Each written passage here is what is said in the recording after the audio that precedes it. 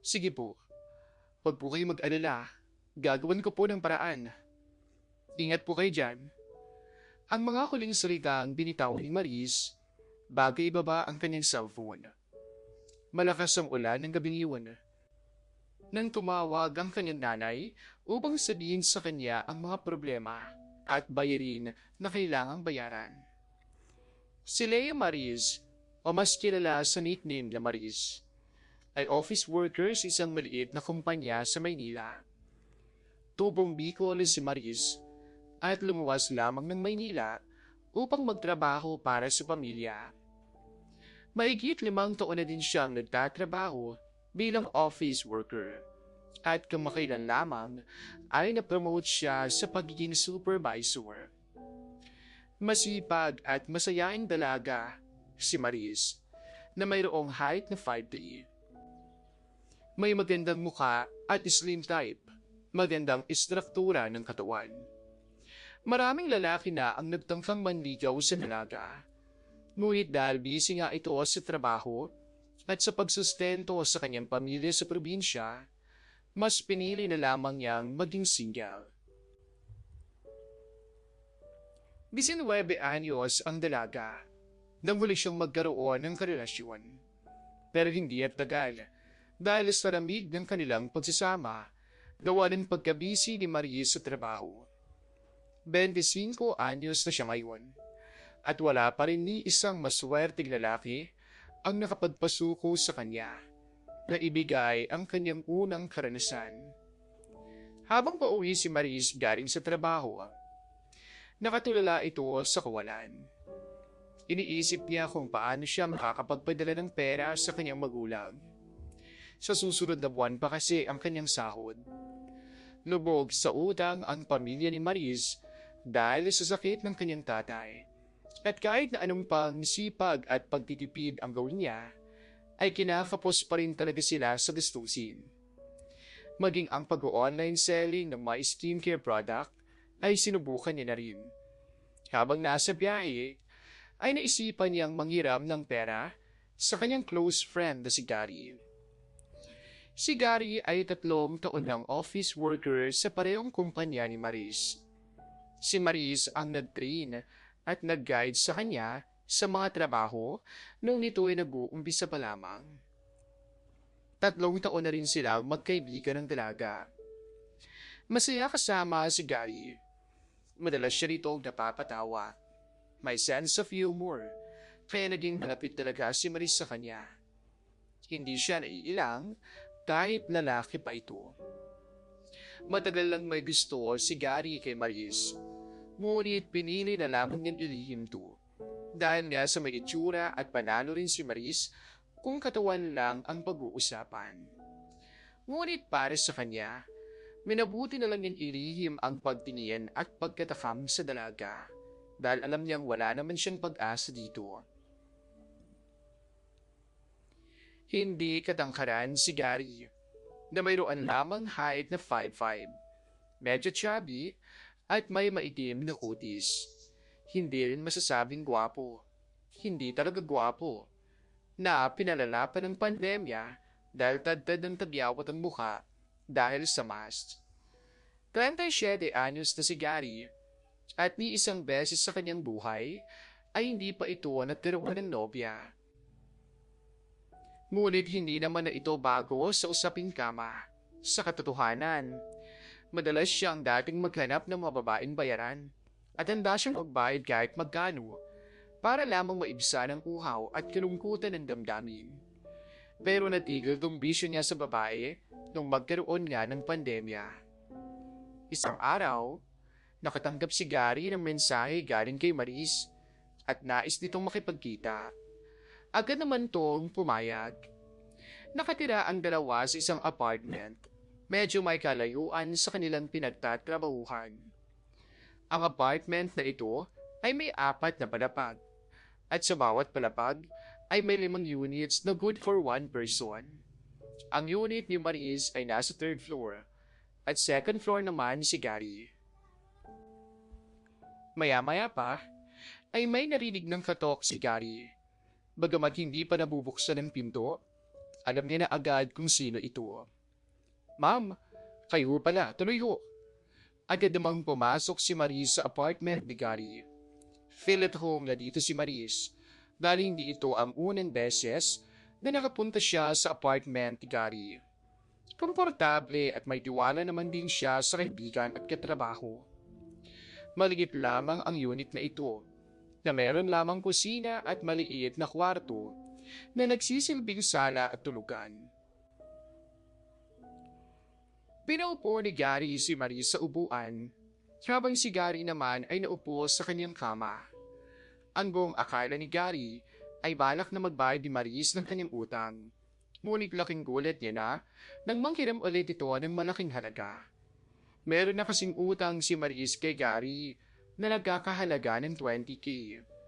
Ginamit ni Maris ang perang to para sa check-up at sa gamutan ng kanyang tatay. Kuya, Maris na lang po itawag mo sa akin pag wala tayo sa opisina. Ganun ba? Sinasanay ko kasi sarili ko na ma'am nang tawag sa iyo simula nang ma-promote ka last week.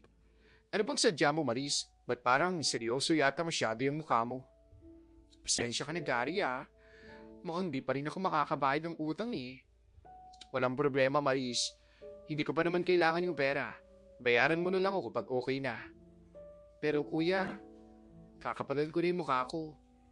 Pwede ba ulit akong manghiram ng pera? Kailangan kasi ng pamtimo ni tatay eh. Promise ko naman sa'yo, Kuya Gary. Babayaran kita pag nagkapera na ako. Naku, Maris. Wala na rin ako mapapahiram sa'yo. Magkano bang kailangan mo? Kailangan ko kasi ng mga nasa 40K para pambayad sa ospital. Kung wala kang 40K, kahit magkano na lang.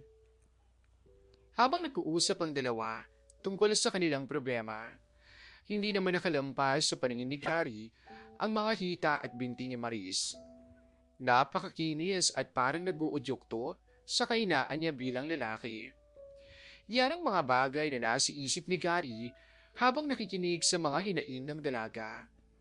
Nakasuot ng pangkaraniwang puting long sleeve blouse si Maris habang nakarolyo hanggang braso ang mga manggas nito at nakatakin. Simple at may pagkaelegante ang forma ni Maris.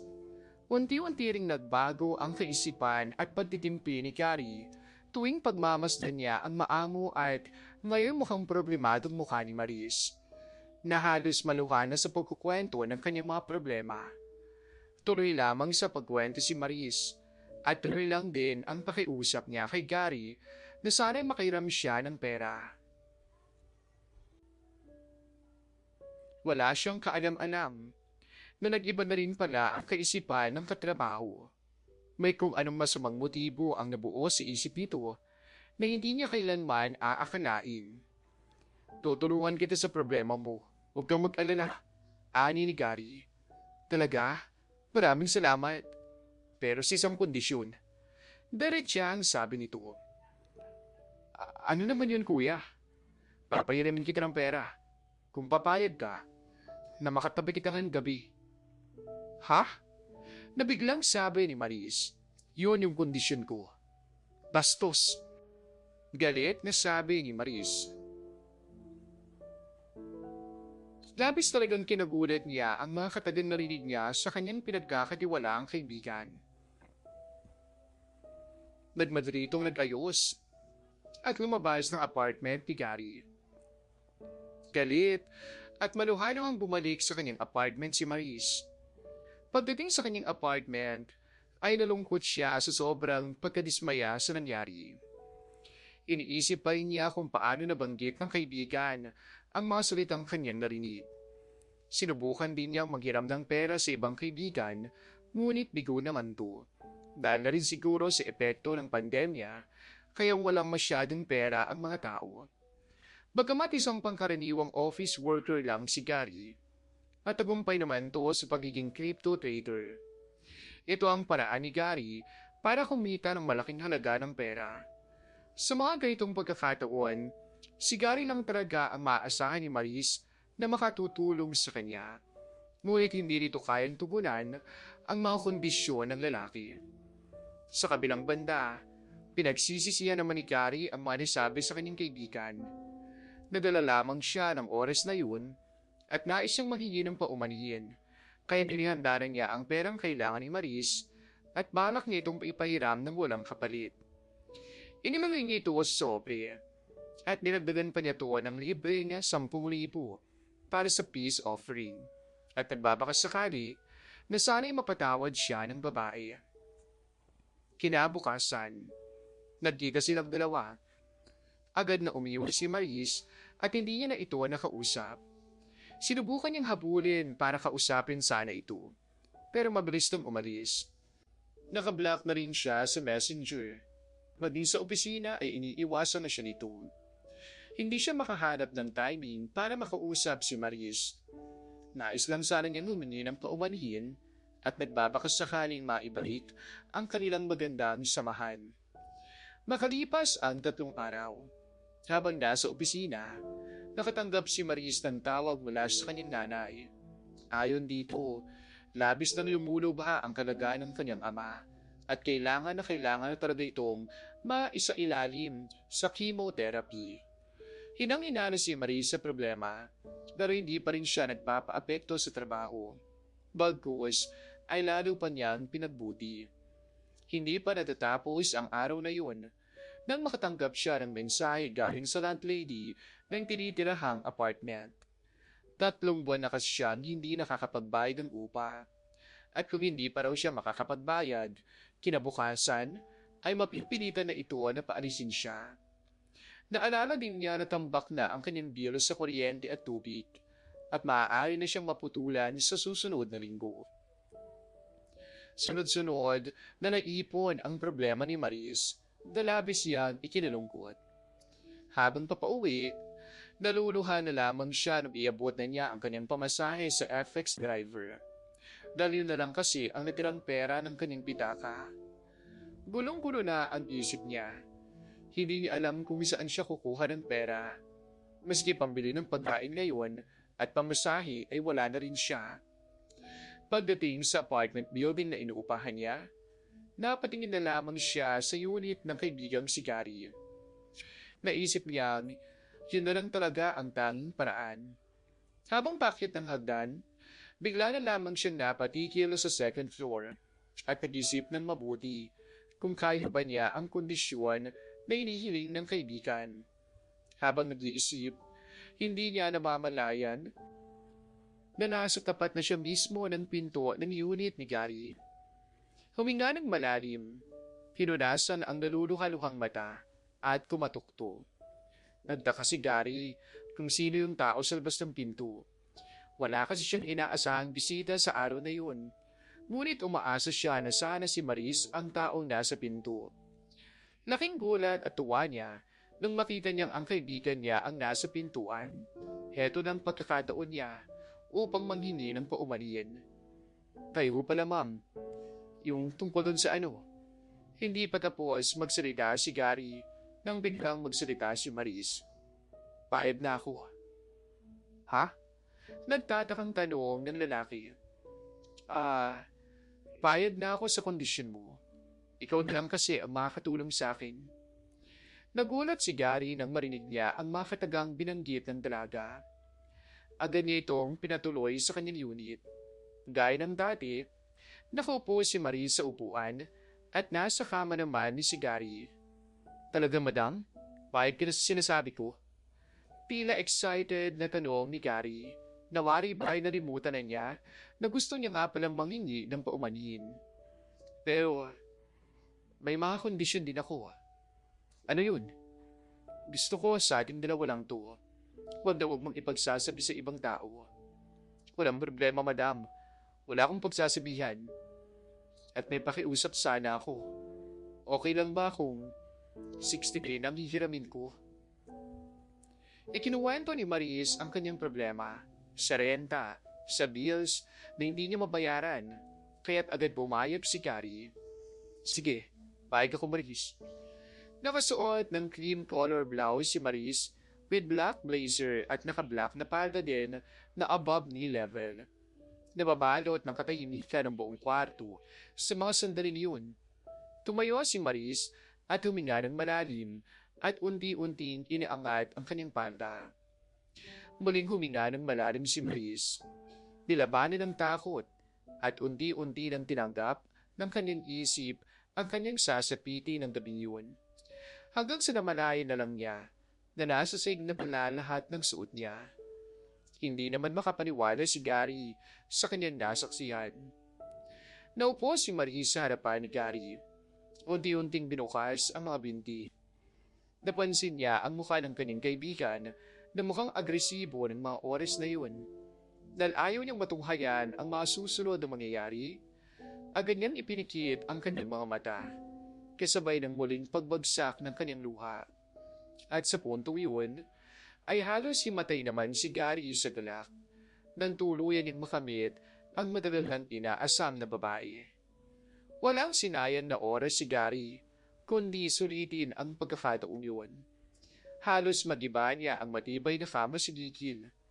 Nang gabing yun, walang nagawa si Maris, kundi yakapin ng mahigpit ang lalaki. Naglalaban ang kanyang isipan. Gusto niyang awatin ang katrabaho, ngunit sa kabilang banda, ay pilit siyang yumayakap dahil sa galak na ayaw niyang tanggapin sa sarili. Nang gabing yun, ay ang unang karasan niya sa kama. Kahit labag sa kanyang puso, ay may kung anong galak at kiliti pa rin sa kanyang pagkatao nang tuluyan siyang madala sa rurok ng kanyang katrabaho. At aminado siya at natatakot na baka hanap-hanapin niya ang tagpong yun. Muli namang natauhan si Marie sa sitwasyon niya. Pilit na inayos ang sarili. Ngayon lamang niya dinanas ang ganoong karanasan. Ngunit labag pa rin to sa kanyang puso. Kaya naman muling umiyak si Maris dahil sa kanyang naging sitwasyon. Hindi pa rin siya makapaniwala sa pinagdaanan niya. Gamit ang natitirang lakas, mabilis tumayo si Maris mula sa kanyang pinagkakaupuan. Kinuha ang kanyang bag, pati na rin ang sobre ng pera. Walang imik na mabilis lumabas ng unit ni Guy. Sa pagmamadali, ay nalimutan pa nga niyang kanyang panloob. Tuwang-tuwa naman si Gary sa nangyari. Hindi pa rin makapaniwala na nakamitan niya ang matagal na niyang pinapangarap na babae. Agad na dinampot ni Gary ang kapirasong telang naiwan ni Maris bilang remembrance. Lumuluha pa rin dumating si Maris sa kanyang unit. Pagdating niya, mabilis tong nagpunta sa banyo para mag-shower. Hindi pa rin siya makapaniwala kung bakit sa kanya nangyayari ang mga bagay na iyon.